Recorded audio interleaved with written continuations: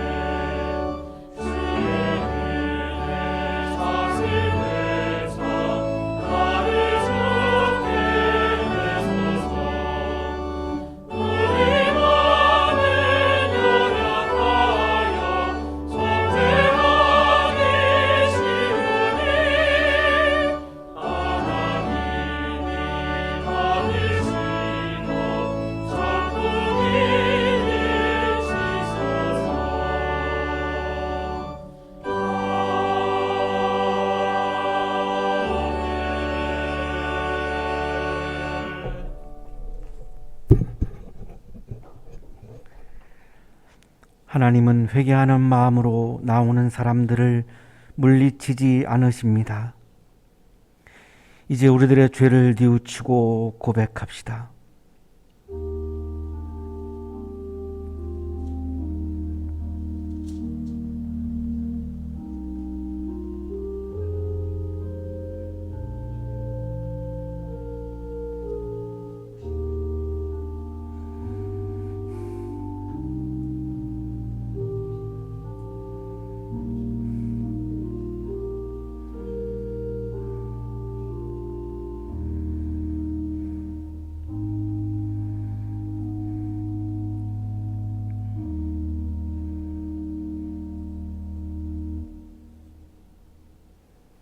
우리가 우리 죄를 자백하면 하나님은 신실하시고 의로우신 분이셔서 우리 죄를 용서하시고 모든 불의에서 우리를 깨끗하게 해 주실 것입니다.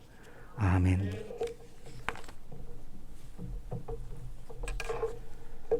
찬송가 366장 어두운 내 눈 밝히사 1절, 2절, 3절을 함께 찬송하시겠습니다.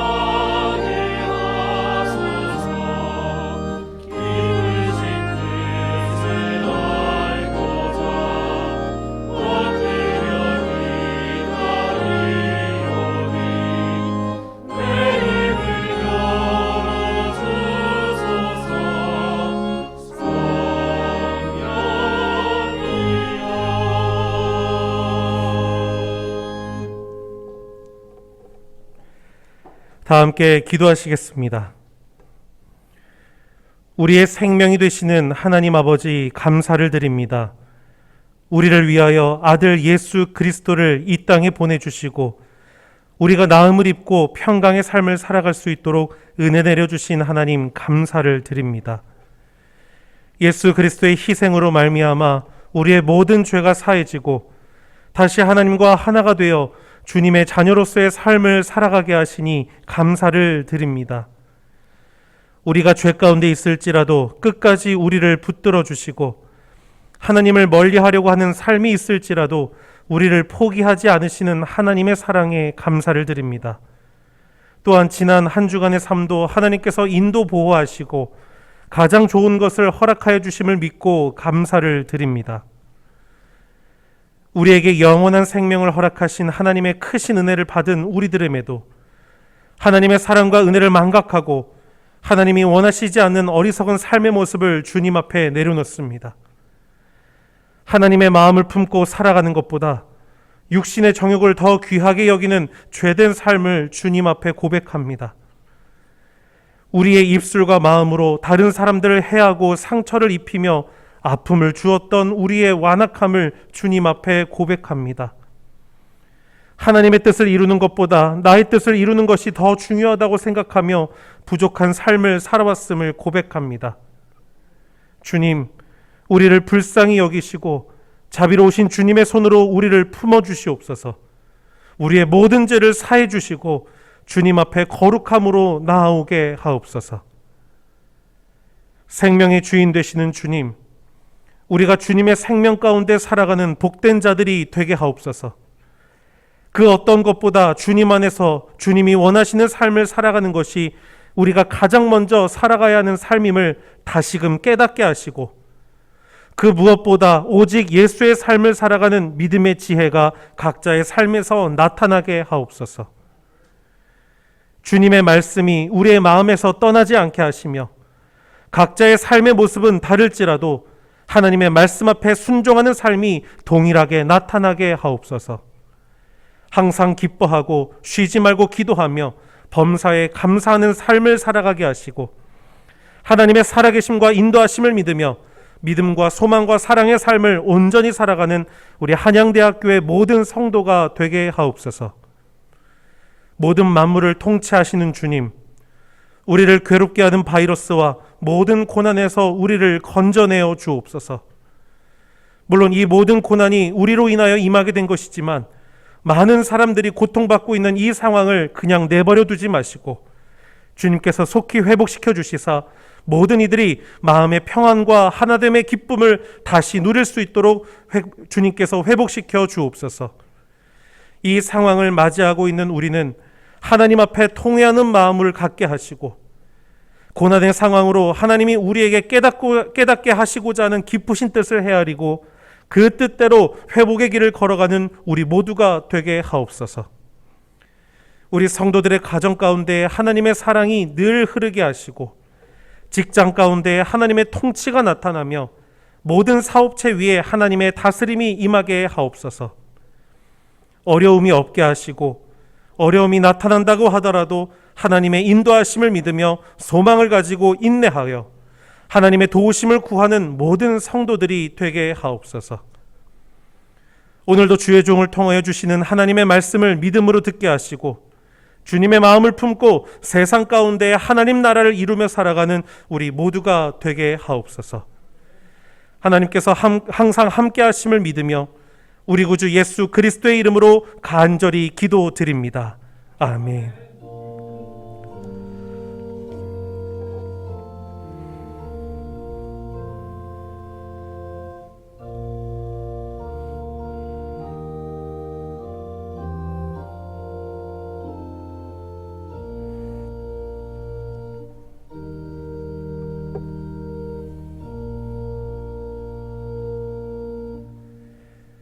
이 시간 우리에게 주시는 하나님의 말씀 베드로전서 3장 18절에서 22절까지의 말씀입니다.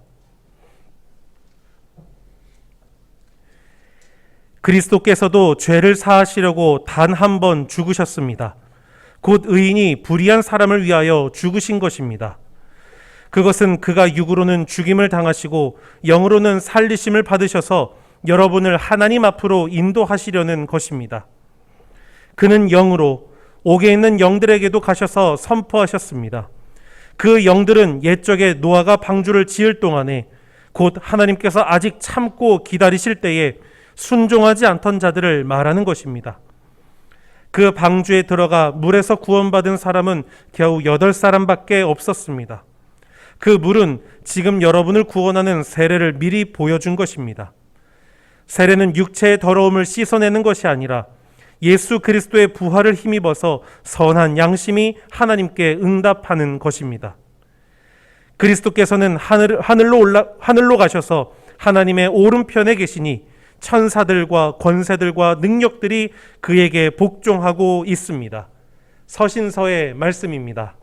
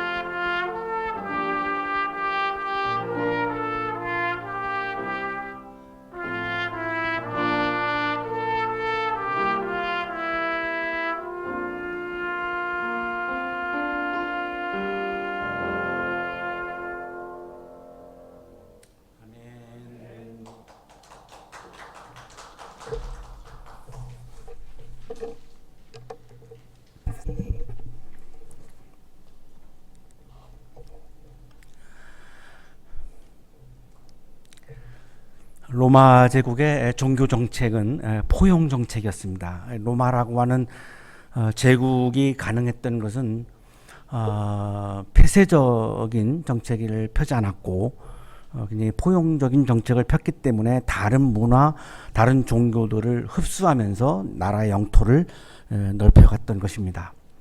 세계 최초의 제국을 우리가 페르시아로 봅니다. 아시아 대륙, 아프리카 대륙, 유럽 대륙을 다 통치했습니다. 페르시아도 다른 문화와 종교를 존중을 해줬기 때문에 히브리인들을 고향으로 보내주고 예루살렘 성전도 지어줄 정도로 그렇게 포용 정책을 폈기 때문에 제국이 큰 나라가 가능했던 것이죠. 로마도 역시 마찬가지입니다. 로마에는 신이 많았고 우리가 다신교라고 부르는데요. 심각한 영향을 나라에 끼치지 않는 범위 내에서는 모든 종교를 다 인정해주고 존중해 주었습니다. 물론 기독교도 존중해 주었습니다. 기독교가 국교가 되기 전부터도 역시 그랬습니다. 오늘 좀 특이한 부분이 있어서 함께 보려고 하는데요. 이 초대 황제가 아우구스투스인데 주전 27년부터 주 14년까지 통치를 했습니다. 이 초대 황제도 제14구 로마를 이렇게 14개의 구로 나누어서 도시를 형성을 했는데 14구의 유대인들의 공동체를 허용을 해 주었습니다. 포용 정책이죠. 2대 황제 티베리우스가 14년부터 37년까지 재위했습니다. 그러니까 예수님이 공생애 동안에는 황제가 티베리우스였던 거죠. 우리가 디베리아라고도 성경에 그렇게 부르는데요. 33년에 예수님이 십자가에 죽으시고 나서 로마의 기독교가 전파가 됩니다. 이거를 로마 제국은 막지 않았습니다. 얼마든지 그거를 허용을 했습니다. 포용 정책이니까요. 3대 황제가 이제 칼리쿨라고요. 4대 황제가 클라우디우스인데 역시 이때도 기독교가 로마에 계속해서 전파가 됐습니다. 다 허용을 해 주었습니다. 영국의 역사가 기번의 기록입니다. 제국 내에는 참으로 잡다한 종교가 있었으나 그러한 모든 종교를 민중은 진실이라고 생각했고 철학자들은 사리를 깨우치지 못했다고 여겼으며 통치자는 이용가치가 있다고 보았다. 그리고 서로의 방종을 인정하고 있었을 뿐만 아니라 때로는 신앙상의 연대까지 이르렀다. 적당히 로마 황제는 여러 가지 다양한 종교들을 정치하는 데에 이용을 했을 정도로 그렇게 포용적이었고 인정을 해 주었습니다. 5대 황제가 오늘 함께 여러분과 보려고 하는 네로입니다. 기독교 탄압으로 워낙 우리가 유명하게 알려져 있죠. 54년부터 68년까지 통치를 했습니다. 황제에 오른 때의 나이가 16살입니다. 우리나라 지금으로 말하면 중3 때에 이제 로마 황제의 자리에 오른 거죠. 로마 제국은 이 당시에도 공식적으로 기독교를 탄압하지 않았습니다. 기독교인들이 이제 유대인 공동체 14구를 떠나가지고 테베라 강 건너편인 제12구에 모여서 살았습니다. 유대교를 이제 신봉하는 사람들과 기독교를 신봉하는 사람들이 이제 14구, 12구로 이렇게 나눠졌다라고 보면 되는데요. 네로 황제는 전반기에 굉장히 선정을 베풀었습니다. 노예를 해방해주고 세금도 감해주고 매관매직 이런 폐단도 다 없애고 어린 나이에 황제가 됐으니까 굉장히 순진했죠. 순진해서 어떤 그런 정치적인 술수를 쓰거나 자기의 욕망을 위해서 백성들을 뭐 탄압하거나 그렇게 하지 않았습니다. 굉장히 좋은 선한 정책들을 폈습니다. 이 네로의 원제는 어머니 아그리피나입니다. 이 아그리피나는 굉장히 권력지향적이었고 그래서 자기가 로마를 다스리고 싶었고 세계를 다스리고 싶어서 어린 네로를 황제에 올리기 위해서 자기의 남편인 클라우디우스를 독살을 합니다. 그만큼 권력지향적이었던 거죠. 그리고 성공을 합니다. 그래서 네로를 16살 나이에 황제의 자리에 올리고 사실은 자기가 직접 정치를 했던 것이죠. 일본의 작가 시오노 나나미의 이야기입니다. 버섯 요리를 무척 좋아하는 클라우디우스에게 독버섯을 먹였다고 역사가들은 말한다. 독버섯을 먹여서 남편을 죽였다고 그렇게 전해지고 있습니다. 이렇게 되고 나니까 네로는 자기가 정치를 할 수가 없습니다. 그래서 59년에 정기적으로 간섭을 하는 어머니를 살해합니다. 배를 타고 이제 가는데 이게 배가 배 밑창이 이제 이렇게 저절로 이렇게 부서지게 만들어 가지고 침몰해 가지고 죽게 하려고 그렇게 했습니다. 그런데 이 아그리피나가 굉장히 수영 실력이 좋았습니다. 그래서 배가 침몰했는데도 살아나온 겁니다. 실패하고 나니까 그 다음에는 이제 근위병들을 보내 가지고 이제 칼로 이렇게 침실해서 찌르는데요. 그때 이제 아그리피나가 뭐 아주 눈 하나 꿈쩍하지 않습니다. 굉장히 여장부예요. 찌를 거면 네로 황제를 낳은 배를 찌르라고 그렇게 얘기를 하죠. 근데 이제 근위병들이 배뿐만 아니라 온몸을 다 찔러서 아그리피나를 살해합니다. 그리고 62년에 아내 옥타비아를 살해합니다. 굉장히 좋아하는 여성이 있었고 그 여성과 다시 재혼하고 싶었는데 이 옥타비아가 걸림돌이었기 때문에 살해를 한 거죠. 64년에 로마에 그 유명한 대화재가 일어납니다. 오늘 성서일가와 직결되는 부분이 바로 이 로마 대화재입니다. 일본의 작가 시오노 나나미의 이야기입니다. 서기 64년 7월 18일부터 19일에 걸친 밤, 대경기장 관중석 밑에 들어차 있는 가게에서 일어난 불은 때마침 불어온 강풍을 타고 삽시간에 가까운 팔라티노 언덕과 첼리오 언덕으로 번졌다. 소방수가 그 당시 로마에 7,000명이 있었지만 속수무책이었습니다. 온 도시를 다 삽시간에 태웠습니다. 로마가 14개의 이렇게 구로 나눠져 있었는데 3개의 구가 완전히 전소했고요. 7개의 구가 반 정도가 다 타버린 거죠. 근데 그때 마침 네로가 50만 제곱미터의 땅에다가 황금궁전, 노무스 아우레라고 부르는 이 황금궁전을 포함한 아주 기가 막힌 환상적인 도심을 지을 계획을 세웠습니다. 그런 건설하는 계획을 세운 거죠. 굉장히 뭐 나무도 있고요. 별장들이 도심 한복판에 있는 그런 거를 꿈꿨습니다. 그래서 이 50만 제곱미터의 땅을 마련을 해야 되는데 사유지를 이거 해결하려면 굉장히 이제 이 땅 주인들하고 협상을 해야 되고 보상도 해줘야 되고 굉장히 시간이 많이 필요로 한 거죠.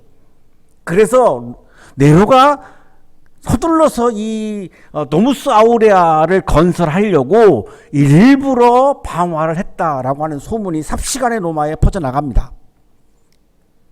로마의 유명한 역사가인 타키투스의 기록입니다. 다음과 같은 소문이 퍼져 있었기 때문이다. 네로가 수도가 한창 불타고 있을 때 대저택 내의 시설 무대에 올라서서 눈앞에 화재를 구경하면서 이것을 태고적의 불행과 비교하며 트로이의 함락을 노래하고 있었다.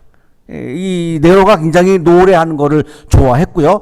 가수까지도 했습니다. 굉장히 리라를 연주하면서 노래하는 거를 즐겼는데 트로이의 함락이라고 하는 노래를 그 불타는 시간에 불렀다라고 하는 소문이 막 삽시간에 로마에 퍼져나가면서 로마의 시민들의 타깃이 자꾸 이제 네로로 좁혀져 가기 시작합니다.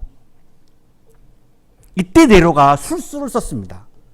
이 로마시의 방화법은 내가 아니고 그 당시에 로마의 신흥 종교였고 많은 사람들이 이단으로 눈초리를 보내고 있었던 그렇게 호의적이지 않았던 굉장히 로마 시민들의 눈에 거슬렀던 기독교인들에게 이거를 뒤집어 씌우는 술수를 쓴 겁니다. 타키투스의 기록입니다. 그래서 먼저 신앙을 고백하고 있던 자들이 체포되어 신문받고 이어서 그 자들의 정보의 기초에 실로 엄청나게 많은 사람이 방화죄라기보다는 오히려 인류 적대죄를 선고받았다. 일일이 묻는 거죠. 너 기독교인이야? 라고 물으면 기독교인들은 무서워하지 않고 기독교인이다 라고 대답을 했습니다.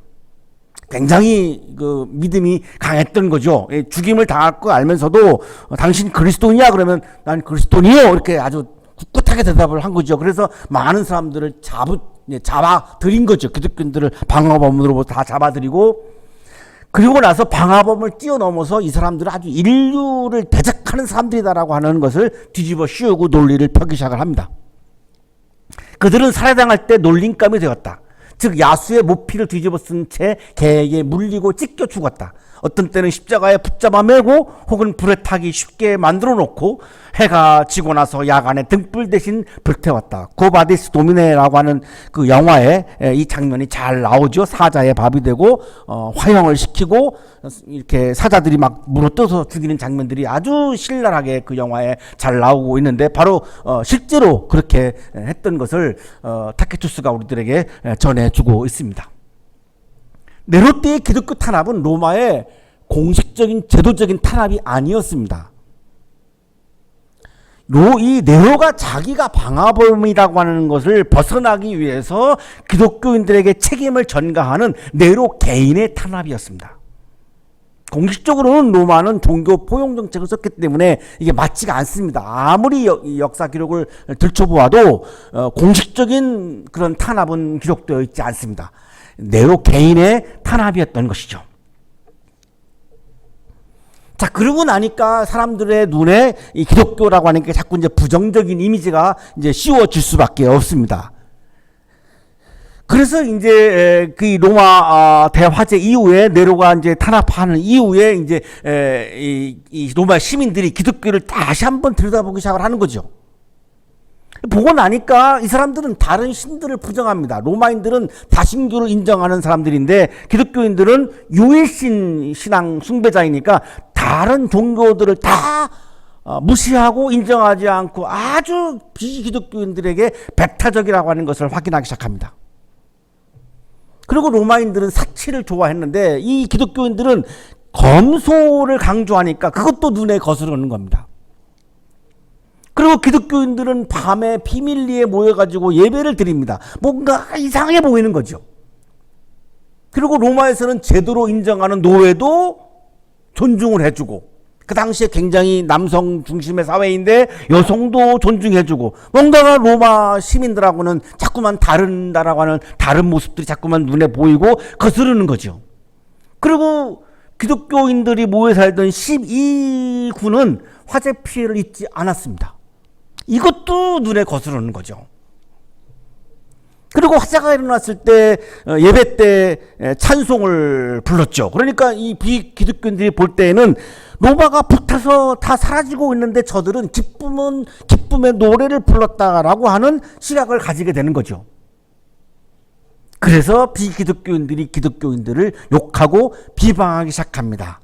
기독교인들은 굉장히 소수였으니까요. 혐오의 대상인 겁니다. 비기독교인들에게 기독교인들이 혐오의 대상이 된 거죠. 만약에 다수라면 그렇게 못했겠지만 소수니까 또 그것이 가능했습니다. 비기독교인들이 기독교인들을 욕하고 비방하는 장면이 바로 오늘 성서 일과로 우리가 보고 있는 베드로전서에 나타나고 있습니다. 베드로전서 3장 16절입니다. 그리스도 안에서 행하는 여러분의 선한 행실을 욕하는 사람들이 이게 비기독교인들이 기독교인들을 욕했다는 말입니다. 여러분을 헐뜯는 그 일로 부끄러움을 당하게 될 것입니다. 기독교인들을 비기독교인들이 막 헐뜯는다는 거죠.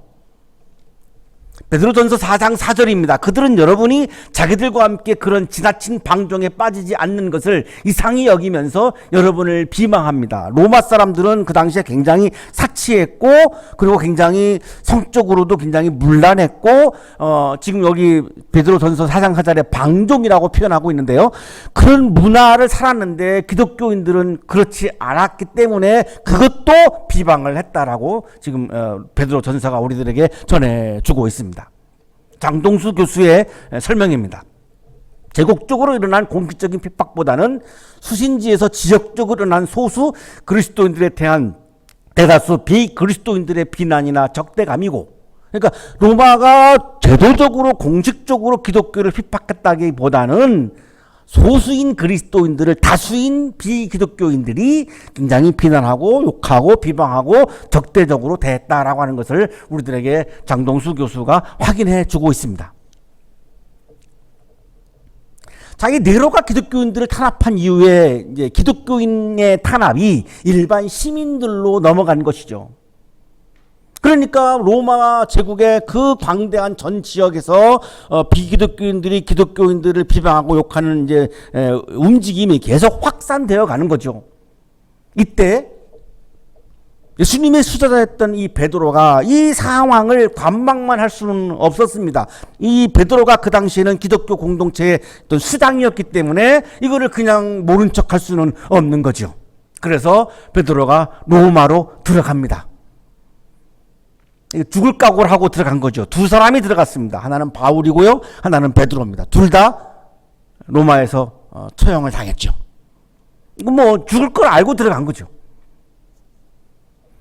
로마에 들어가서 핍박받는 기독교인들을 격려하고 위로하는 편지를 씁니다. 그때가 70년, 네로가 이제 죽은 때가 68년이니까 네로가 죽고 나서 한 2년 후, 그리고 한 10년, 90년 사이로 그렇게 추측을 하고 있습니다.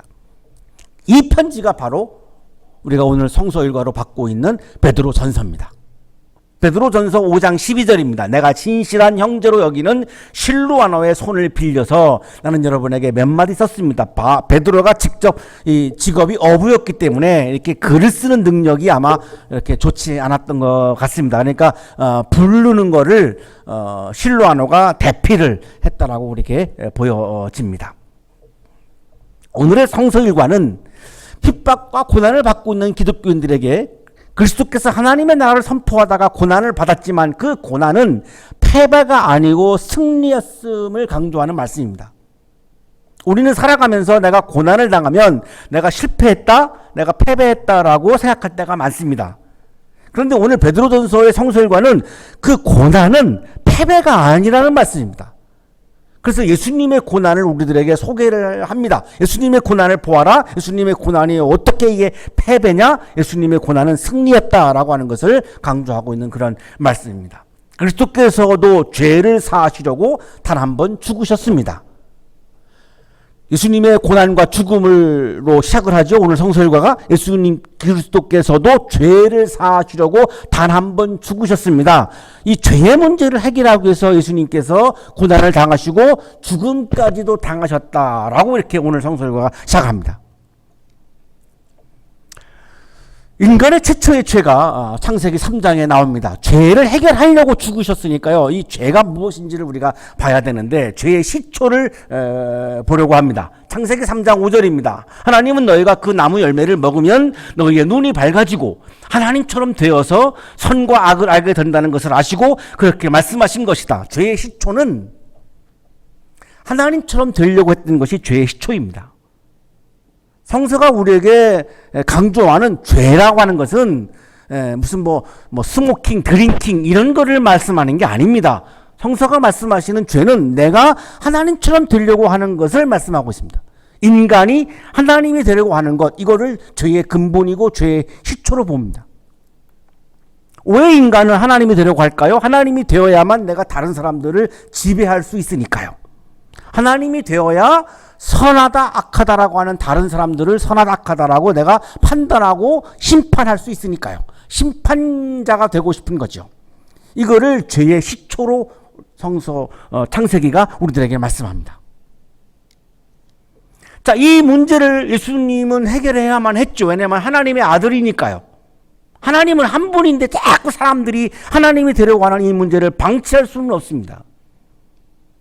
그런데 그 당시에 로마 황제는 신이었습니다. 로마 황제를 퀴리오스라고 불렀습니다. 이 퀴리오스는 로드입니다. 로드. 제사를 의지도 로드라고 했으니까요. 이 로드는 우리가 교회에서 부르고 있는 주님입니다. 그 당시에 사람들은 예수님을 로드, 주님이라고 부른 게 아니라 퀴리오스라고 부른 것이 아니라 로마 황제를 퀴리오스, 로드, 주님이라고 불렀습니다. 왜냐하면 로마 황제가 신이었으니까요. 사람들은 세계의 주인인 로마 황제를 신으로 간주하고 그래서 황제에 대한 소식과 로마 황제가 전쟁터에 가서 승리한 소식을 유한겔리온이라고 불렀습니다. 유한겔리온은 굿뉴스, 우리가 지금 복음이라고 부르고 있는 그 단어입니다. 예수께서는 인간이 하나님이 되려고 하는 이런 로마 황제를 포함해서 이런 상황에서 이것이 죄고 이 죄의 문제를 해결하기 위해서 하나님의 나라를 선포했던 것이죠. 마가복음 1장 15절입니다. 때가 찼다. 하나님의 나라가 가까이 왔다. 회개하여라. 복음을 믿어라. 로마 2대 황제 때에 예수님이 이 설교를 한 겁니다. 티베리우스 때 이 설교를 한 거죠. 자, 티베리우스가 다스리고 있는 로마의 나라가 아니라 하나님이 다스리시는 하나님의 나라가 가까이 왔다라고 예수께서 선포하신 거죠. 왜냐하면 사람이 하나님이 되려고 하는 것을 막아야 하니까요. 하나님이 다스리시는 하나님의 나라가 와야 하니까요. 그 죄의 문제를 해결하기 위해서, 인간이 하나님이 되려고 하는 죄의 문제를 해결하시기 위해서 예수님은 첫 설교를 이렇게 말씀하신 거죠. 하나님의 나라가 가까이 왔다. 이 세상은 로마 황자의 나라가 아니라 하나님이 주인이신 하나님의 나라라고 복음을 선포하신 것입니다. 예수께서 세상이 하나님의 나라라고 선포하니까 자신이 주인이라고 생각하는 사람들은 예수님을 죽이려고 들지요. 예수의 고향 사람들이 예수님을 죽이려고 했습니다. 누가복음 4장 29절입니다. 그래서 그들은 들고 일어나 예수를 동네 밖으로 내쫓았다. 그들의 동네가 산 위에 있으므로 그들은 예수를 산벼랑까지 끌고 가서 거기에서 밀쳐 떨어뜨리려고 했다. 예수님의 어린 시절을 보았던 고향 사람들이 맨 처음으로 예수님을 죽이려고 나타납니다. 그리고 유대 종교 지도자들이 예수님을 죽이려고 했습니다. 마가복음 14장 1절입니다. 유월절과 무교절 이틀 전이었다. 그런데 대제사장들과 율법학자들은 어떻게 속임수를 써서 예수를 붙잡아 죽일까 하고 궁리하고 있었다. 예수께서 제목이 없기 때문에 술수를 쓰지 않는 한 예수님을 죽이는 것은 불가능합니다. 예수님에게 죄를 뒤집어 써야 하는데 이걸 어떻게 할까를 이제 연구하고 모여가지고 논의를 했다는 말씀입니다. 당시의 유대 종교 지도자들은 이스라엘의 주인이었습니다. 거기는 종교 국가이기 때문에 지금도 이란 같은 나라는 성직자가 나라의 최고 통치자로 되어 있죠. 마찬가지입니다. 이스라엘도 유대 종교 지도자들이 최고의 권력자들입니다. 그런데 하나님의 나라를 선포하니까 이들이 예수님을 죽이려고 한 거죠. 요한복음 11장 53절 그날로부터 예수를 죽이려고 모의하였다. 그래서 결국은 로마와 유대 종교 지도자들이 결탁해가지고 예수를 죽이죠. 총독인 빌라도가 끝까지 나는 예수의 제목이 뭔지 모른다고 얘기를 하죠. 그렇지만 유대 종교 지도자들과 로마가 결탁해서 예수님을 죽인 겁니다. 마가복음 15장 37절입니다. 예수께서는 큰 소리를 지르시고서 숨지셨다. 자, 예수님이 왜 죽임을 당했을까요? 우리가 예수님이 죽임을 당했다라고 하는 건 다 알고 있는데 왜 죽임을 당했을까요? 하나님의 나라를 선포했기 때문입니다. 하나님의 나라를 선포했다고 왜 죽일까요? 내 나라라고 생각하는 사람들은 그거를 인정할 수가 없는 거죠. 그것은 그가 육으로는 죽임을 당하시고 영으로는 살리심을 받으셔서 여러분을 하나님 앞으로 인도하시려는 것입니다. 그리스어 성서에 여기 육은 삭스, 플래시라고 나오고 영은 푸뉴마, 스피릿으로 나옵니다. 내가 주인이라고 생각하는 사람들이 예수님의 육신을 죽였습니다. 그러나 하나님의 나라를 선포하는 예수님의 스피릿, 그 예수님의 영은 죽일 수가 없습니다. 오늘날에도 마찬가지죠. 저를 죽이고 싶은 사람들이 있다면 저의 육신을 죽일 수는 있지만 저의 영은 죽일 수가 없습니다. 저의 육과 영을 지금 분리하고 있는 게 아닙니다. 분리하는 게 존재적으로 분리하는 것이 아니라 이 숨을 쉬고 있는 육신은 칼로 총으로 물리적인 힘으로 죽일 수가 있지만 저의 믿음은, 저의 신앙은, 저의 영은, 저의 정신은, 저의 스피릿은, 저의 푸뉴마는 어느 누구도 죽일 수가 없습니다. 눈에 보이지 않기 때문이죠. 자, 이 말씀입니다. 사람들이 예수님을 육신은 죽일 수 있었지만 하나님의 나라를 선포하는 그 스피릿은 죽일 수가 없었던 것이죠. 그는 영으로 옥에 있는 영들에게 가셔서 선포하셨습니다. 자, 그래서 죽였는데 예수님의 영은 못 죽였죠. 그러니까 예수님의 영은 하나님의 나라를 반대하는 악한 세력, 사탄의 세력, 옥에 있는 영들이 바로 그겁니다. 이 하나님의 나라를 반대했던 스피릿, 네벌 스피릿이죠. 아주 악한 영들이죠. 이 영들에게 가서 하나님의 나라를 선포했다는 겁니다. 그렇다면 그리스도의 고난은 패배가 아니죠. 인간이 하나님이 되려고 하는 죄의 문제를 해결하는 승리이지, 아무리 봐도 실패가 아닙니다. 패배가 아닙니다. 승리입니다. 우리가 육신의 처음만 보니까 자꾸 우리가 십자가의 죽음을 패배로 우리가 해석할 수 있는데, 패배로 볼 수 있는데, 고난을, 나에게 다가온 고난을 우리가 패배와 실패로 볼 수 있는데, 지금 예수님의 고난을 보면 오히려 승리였죠. 왜냐하면 악한 영들에게까지 가서도 하나님의 나라를 끝까지 선포하셨으니까요. 패배가 아니었음을, 승리였음을 지금 베드로 전서는 우리들에게 강조하고 있는 겁니다.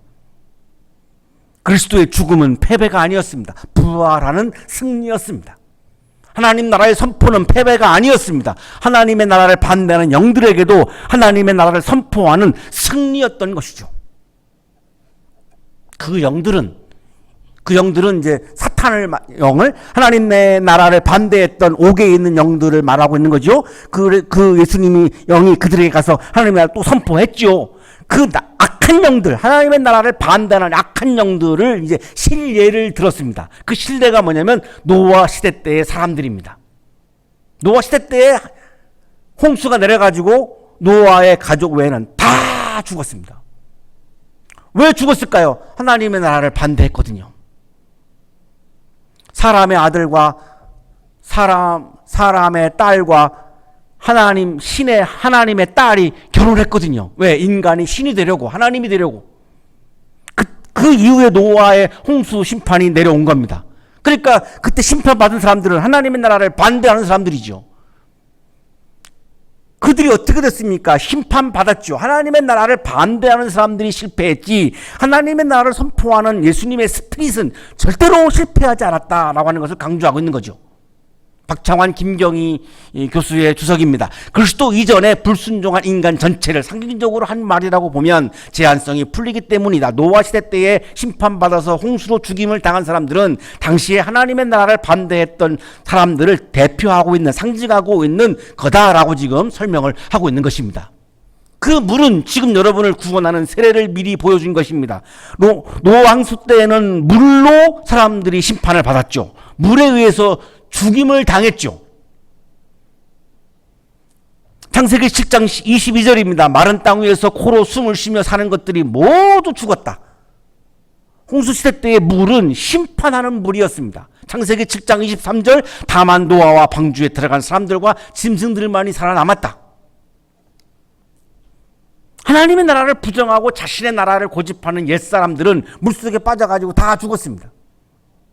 자, 그런데 세례의 물은 하나님의 나라를 받아들이는 새 사람으로 존재의 변화를 가져온 물이었다. 이 홍수의 물과 세례의 물을 대비시킵니다. 마가복음 1장 10절입니다. 예수께서 물속에서 막 올라오시는데 하늘이 갈라지고 성령이 불같이 자기에게 내려오는 것을 보셨다. 세례의 물은 오히려 하나님의 영을 부어주는 그런 살림의 물이었던 거죠. 생명의 물이었던 거죠. 박창환, 김경희 교수의 주석입니다. 세례를 통해서 그리스도와 더불어 우리도 부활해서 선한 양심을 가지고 하나님을 왕으로 모시고, 이게 하나님 나라죠. 하나님을 왕으로 모시고, 이게 하나님 나라입니다. 하나님의 뜻을 추구하면서 살아가는 존재가 되는 것을 말한다. 세례의 물은 성령을 충만하게 해서 내가 하나님의 나라를 받아들이고 나의 나라를 만들려고 했던 것을 회개하고 하나님의 나라를 존중하고, 그래서 내가 하나님 나라의 시민으로 주인이 아니라 다른 사람의 주인이 되려고 하는 것이 아니라 하나님이 주인이신 하나님의 말씀을 따라서 사람들을 사랑하고 사람들을 섬기고 그렇게 살아가는 것을 받아들였다라고 하는 것을 의미하는 겁니다. 그리스도께서는 하늘로 가셔서 하나님의 오른쪽에 계시니 천사들과 권세들과 능력들이 그에게 복종하고 있습니다. 예수님의 고난과 예수님의 죽음이 패배가 아닌 것을 확증하고 있죠. 우리는 예수님의 고난과 죽음이 패배로 여겼는데, 실패로 여겼는데, 지금 보면 천사들까지도, 영의 세계에서 존재하는 천사들까지도 예수 그리스도에게 복종하고 있음을 증언합니다. 이게 어떻게 실패입니까? 이게 어떻게 패배입니까? 예수님의 고난은, 예수님의 죽음은 패배가 아니었습니다. 실패가 아니었습니다. 엄청난 승리였습니다. 그래서 천사들까지도 복종하고 있으니까요. 하나님의 나라는 거스를 수 없습니다. 예수님께서 하나님의 나라를 선포하다가 죽임을 당했지만 천사들까지도 예수님에게 복종하고 있는 것을 보면 하나님의 나라는 어느 누구도 거스를 수 없습니다. 로마 제국은 역사에서 사라졌습니다. 하나님의 나라를 거스를 수 없기 때문입니다. 페르시아 제국도 역사에서 사라졌습니다. 하나님의 나라를 거스를 수 없기 때문입니다. 나의 나라를 추구하는 삶이 회개를 통해서 하나님의 나라를 추구하는 삶으로 전환하는 것, 그것을 우리는 메타노이아 회개라고 부릅니다. 예수님의 고난과 죽음이 실패가 아니고 패배가 아니었고 승리였던 것처럼 베드로는 그 당시에 비그리스도인들로부터 핍박과 욕과 조롱을 받고 있는 그리스도인들을 향해서 여러분이 지금 받고 있는 수난은, 여러분이 지금 경험하고 있는 고난은 실패가 아니라고, 패배가 아니라고 이거를 강조하면서 예수님의 수난과 고난이 패배가 아닌 것을 지금 증명해 보이고 있는 거죠. 그 마지막 증명이 천사들까지도 그에게 복종하고 있지 않느냐라고 지금 증언하고 있는 것입니다. 사순절은 예수 그리스도의 고난과 죽음을 우리가 기억하고 묵상하면서 회개하는 40일간의 절기입니다. 무엇을 우리가 회개할 것인가, 무엇을 전환할 것인가? 오늘 성서일과는 우리들에게 분명히 말씀하고 있습니다. 나의 나라를 추구했던 나의 삶을 내가 회개하고, 회개란 전환하는 겁니다. 그것으로부터 하나님의 나라를 내가 받아들이고 하나님의 나라를 내가 존중하고, 그래서 하나님 나라를 이루어 가기 위해서 내가 타인들을 지배하려고 하는 것이 아니라 타인들을 내가 사랑하고 존경하고 섬기고 하는 삶으로 나의 삶을 전환시키는, 그것이 바로 메타노이아 회개입니다. 사순절기를 맞이해서 회개를 통하여 하나님의 나라가 여러분의 삶에 충만해져서 하나님 나라의 기쁨이 가득가득해서 여러분이 지금 코로나로, 때로는 여러 가지 다른 모든 상황들로 고난을 받고 있는 상황에서 그 고난을 이길 수 있는, 승리할 수 있는 사순절기가 되시기를 주님의 이름으로 축복합니다. 거룩하신 주님, 사순절기를 주셔서 감사합니다. 주님의 고난과 주님의 죽음을 묵상하게 해주셔서 감사합니다. 나의 나라를 이루려고 했던 우리의 마음을 이 시간 고백하고 회개하오니 하나님의 나라를 받아들이고 하나님의 나라를 이루어가는 삶을 결단할 수 있도록 우리에게 믿음의 믿음을 더하여 주옵소서. 예수 그리스도의 이름으로 기도하옵나이다. 아멘.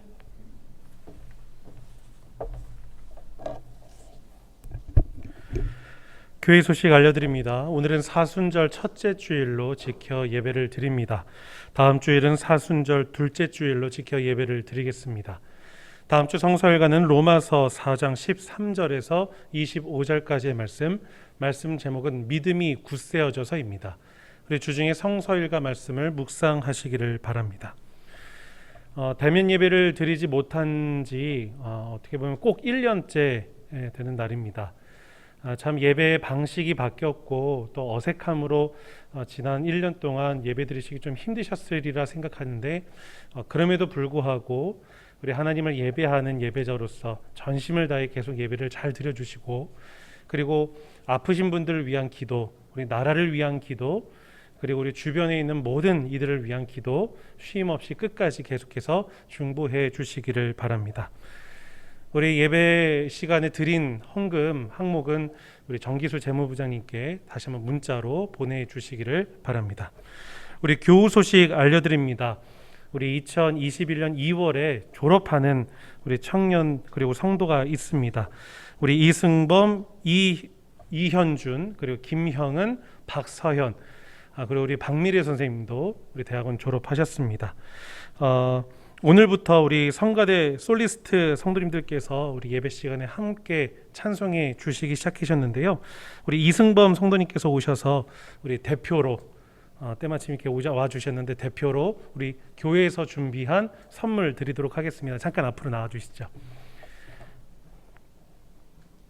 네, 축하드립니다. 우리 함께 축하해 드리겠습니다. 감사합니다. 예, 이 시간 선물 받지 못하신 다른 분들은 저희가 우편으로 선물을 발송해 드리도록 하겠습니다. 교회 소식 여기까지입니다. 주님 앞에 예물을 드리겠습니다.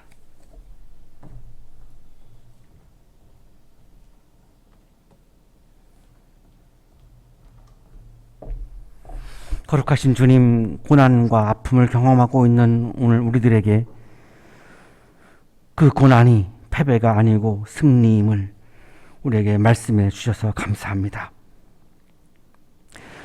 이 고난이 승리임을 확신하며 더 힘차게 믿음으로 살게 해주셔서 감사합니다.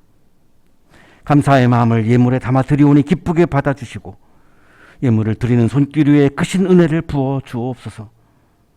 졸업하시는 분들에게도 은혜를 부어 주셔서 아름다운 진로가 펼쳐지도록 복내려 주옵소서. 예수 그리스도 이름으로 기도하옵나이다. 아멘.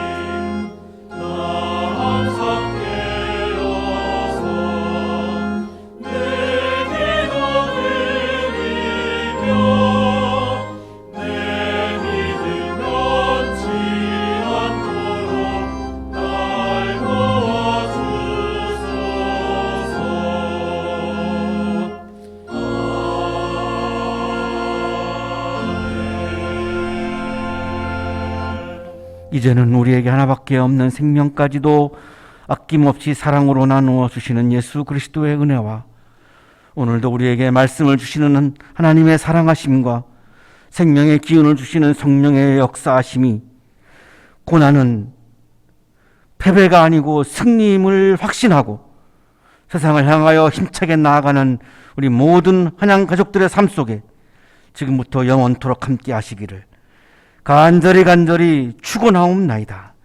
아멘.